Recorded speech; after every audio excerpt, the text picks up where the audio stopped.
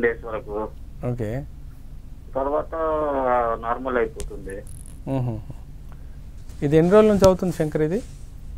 ఒక అంటే ఒక 4, 5 ఇయర్స్ నుంచి ఉంది సార్. కానీ ఎప్పుడో ఒకసారి అట్లా మంటగా వస్తది. హుహు. ఒక 5, 10 డేస్ వరకు ఉంటది. హుహు. మళ్ళీ మధ్యలో ఏం కాదు. హుహు. ఈ వింటర్ సీజన్ లోనే అవుతుంది నాకు అట్లా. మీరేం చేస్తుంటారు? సార్ నన్ను ఆటో నడిపిస్తాను కానీ 5 ఇయర్స్ నుంచి నడిపిస్తలేను సార్. ఓకే. నాకు తెలిసి ఇది ఖచ్చితంగా యానల్ ఫిషరే ఉన్నట్టుంది శంకర్ ఇది. యానల్ ఫిషర్ ఉండడం వల్ల ఏమవుతుందంటే మీకు వింటర్ అనే సీజన్ వైజ్ కాకుండా కదా కొన్నిసార్లు సీజన్ వైజ్ కూడా మనకి ఆ కట్స్ వస్తూ ఉంటాయి.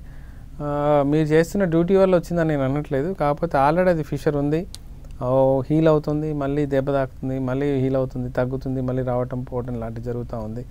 సో ఒక్కసారి మీరు ట్రీట్మెంట్ చేయించుకుంటే బాగుంటుంది. ఎందుకంటే ఇది దాదాపు 4 to 5 ఇయర్స్ అయిపోయింది కాబట్టి రేపటినాడు ఒకవేళ నిజంగానే ఎక్కువ అయ్యి అది తగ్గలేదనుకోండి, ఇంకా మీరు కనీసం 10 నిమిషాల మంటకి మీరు తట్టుకోలేనంత పొజిషన్ వచ్చేస్తుంది కాబట్టి అది రోజంతా ఉంటే మాత్రం నరకంలాగా ఉంటుంది.